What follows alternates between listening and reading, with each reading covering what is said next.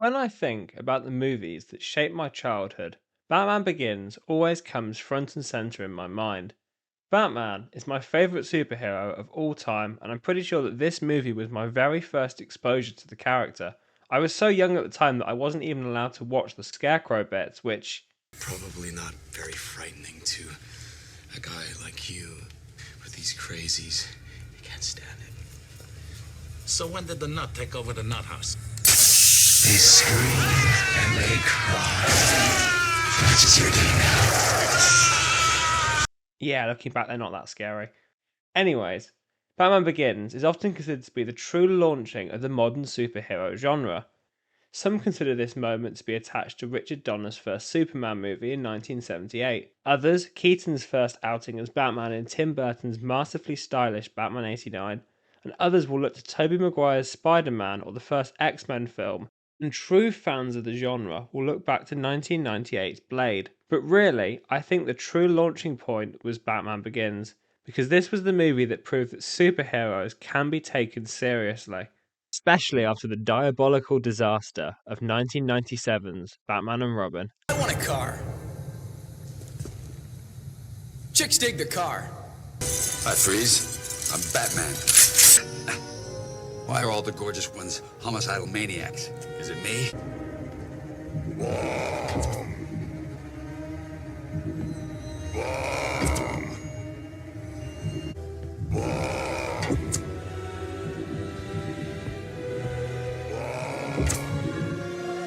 Batman needed the serious treatment he hadn't had on the big screen since 1992's Batman Returns, but director Christopher Nolan wanted to go deeper, darker, and more serious than that for this movie, and it really paid off in restoring the public image of the Batman character, and opened the gateway to The Dark Knight, which to this day is not only considered one of the best superhero films, but generally one of the best films ever made.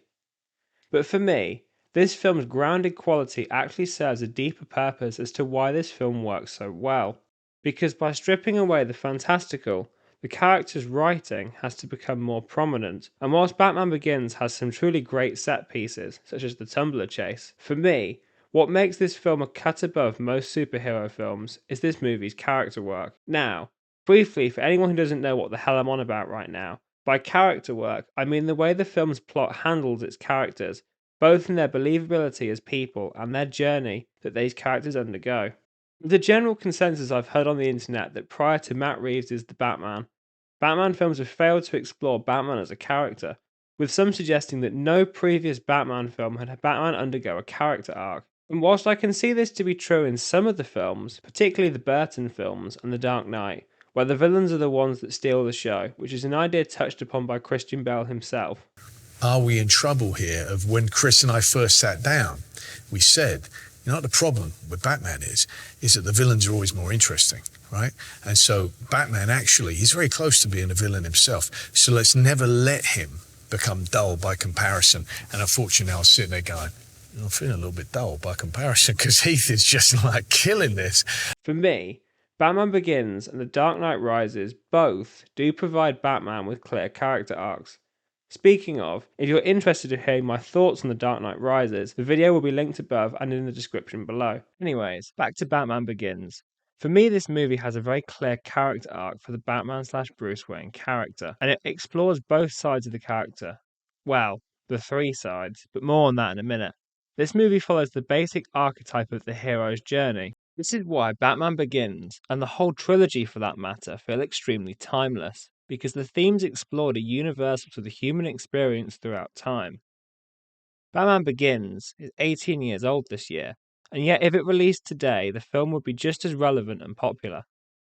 Batman Begins is an exploration of two key themes: responsibility and fear, both of which are essential elements to the human experience and are particularly associated with notions of heroism. So, after this ridiculously long introduction, I'm going to break down these two themes and how they are explored in Batman Begins. I think the best place to start is where it all began for Bruce, because the tale of Batman begins with fear. Christopher Nolan as a director has heavy emphasis on themes in all of his films. This, he has stated, comes from his early days as a student of English literature, in which thematic analysis is integral to the study of the subject. For Batman Begins, the underlying theme is fear, and this registers in the film on several levels. The film's opening scene shows us Bruce's original fear. He's afraid of the bats that swarm him from falling down the well into the cave, and that's an event that goes on to define young Bruce in the opening act of the film. Bruce Wayne's aim is to master his fears. It's something instilled onto him by his father, who attempts to help him achieve this.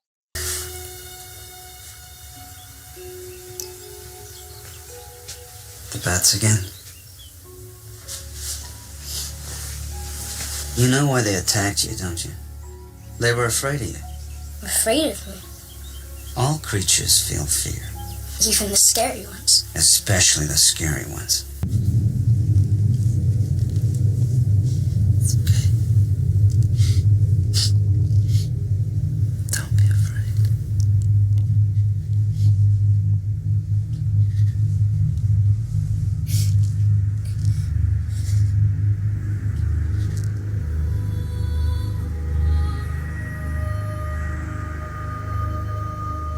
When Bruce travels the world to study criminality, he's able to learn the relationship between crime and fear. And when I traveled, I learned the fear before crime and the thrill of success. But in his time with the League of Shadows, Bruce is able to learn to become fear, using fear as a tool to enact vengeance on criminality. To master his fears, Bruce not only has to face them, but he must become them. That's ultimately what Batman is. Batman is the persona of Bruce's conquered fears. In embracing the symbol of the bat, he's no longer afraid of it.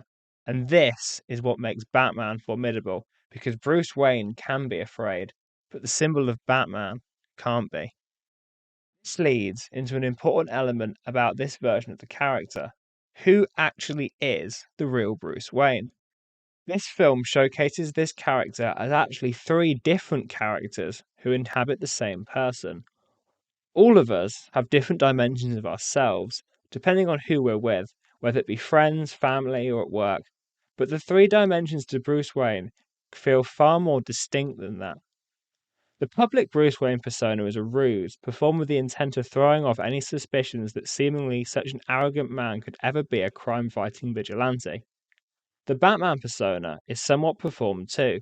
This is evident in the voice alone, and this is where the way Batman is played can inform how we view the Batman character. For instance, legendary voice actor Kevin Conroy, who portrayed Batman in animation and the Arkham games for many years, used a more natural sounding voice for Batman and a more exaggeratedly jovial voice for Bruce Wayne.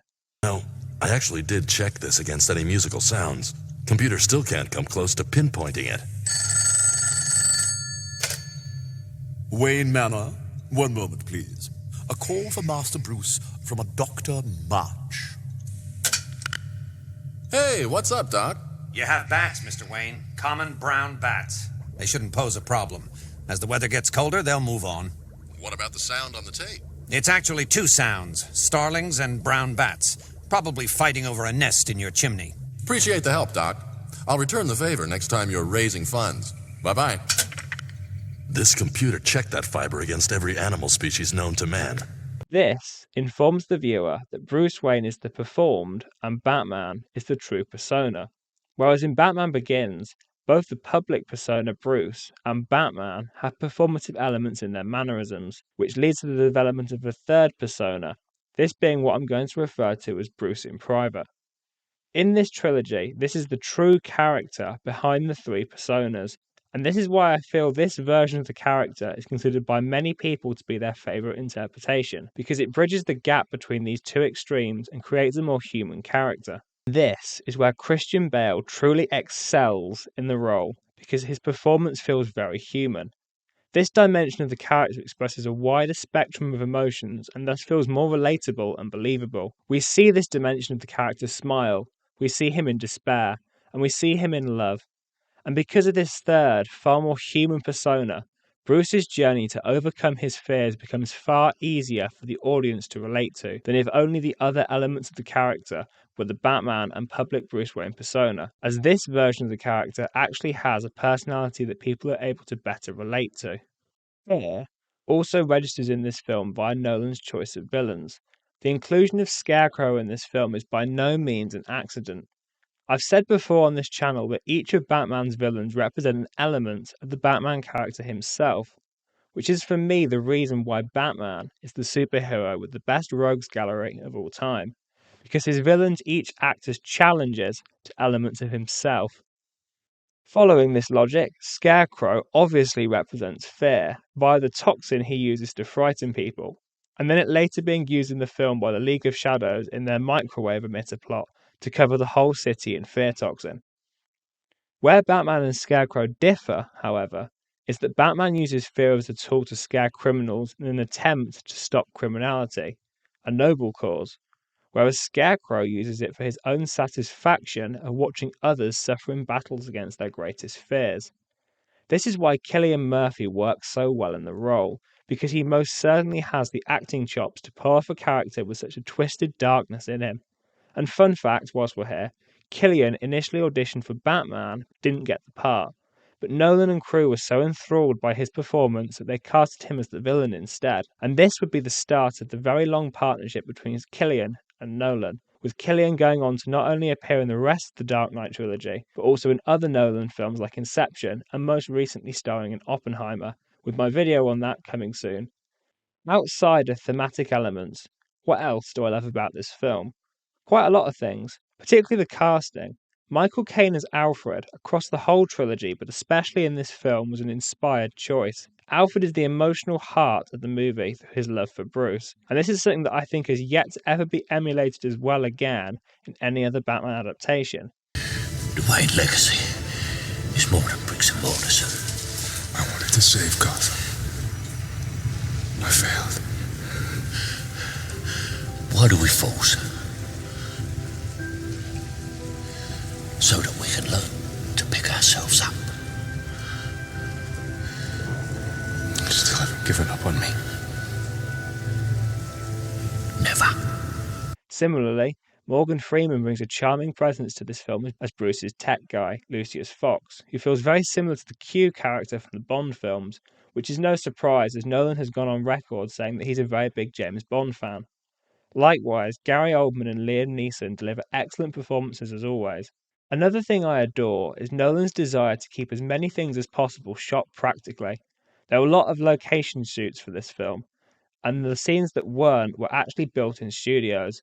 Nolan and team had an entire Gotham street constructed to shoot some of this film. And remember, this is the era of filmmaking of the Star Wars prequels, a time in which CGI green screens were beginning to dominate the blockbuster movie landscape. And this film, despite this backdrop, relied heavily on miniatures and practical effects. And yes, the Tumbler is real. It's a legitimate working car, and 6 of them were built, in fact.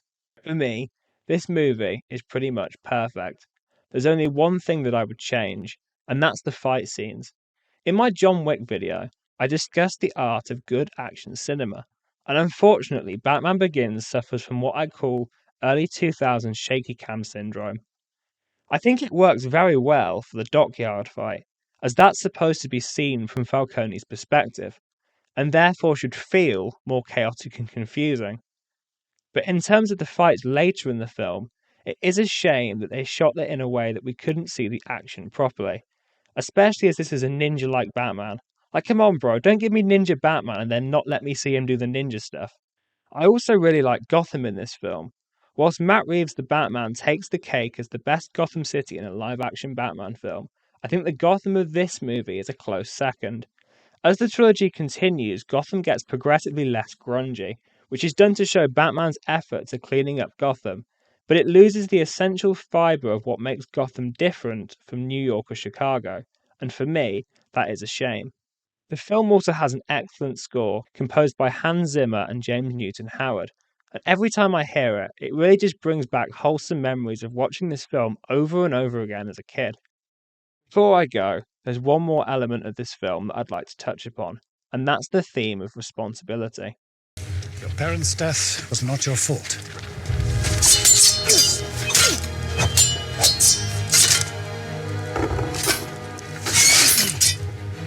It was your father's.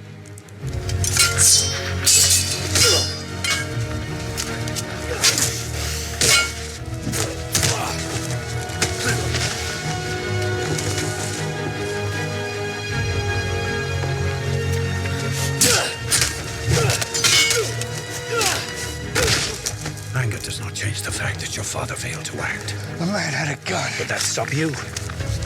I've had training. The training is nothing. The will is everything.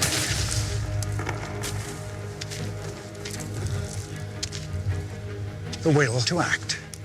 Genuine heroism is not ideas, it's not thoughts, and it's not words. It's actions. How you are viewed in the world is based upon the way you show up to others, and how you can make a difference in the world is not through ideas, it's through the execution of those ideas into actions. You can have the purest of hearts, but if you never share that with the world, then that goodness goes to waste. In another life, where Bruce's parents lived, he would have most likely become that. Someone with a good heart, but lacked the will to truly act upon that. But through the tragedy of his parents' death, this is what drives him to act upon his good heart. There's a quote that I love, and that's that pain either makes you selfish or selfless, and Bruce Wayne is the epitome of the latter. He converts his pain into selflessness, and that's what makes him a hero. And to me, that's what makes Batman so inspiring. In a similar vein, most movie villains fall into the other category. Their pain shapes them into cruel people. Life will throw adversity at every one of us, albeit in different forms and at different times. And it's a scary thought to recognize that that's out of our control. But what we can control is how we react to that pain, whether we choose to become selfish or selfless as a result of it. And the decision we make is what defines us as heroes or villains in this world. That may seem dramatic, but I do believe it to be true, because to me, a hero is someone who undertakes selfless acts, and by that I mean anything that is the right thing to do, even something as simple as Is putting a coat around a young boy's shoulders to let him know the world hadn't ended.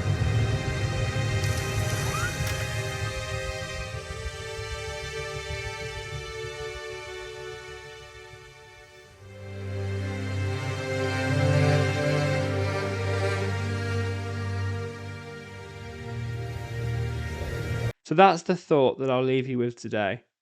Are you going to use your pain to make you into someone selfish or selfless?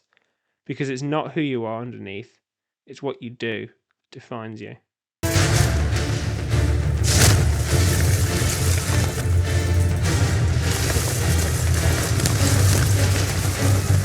As always, thank you very much for your time.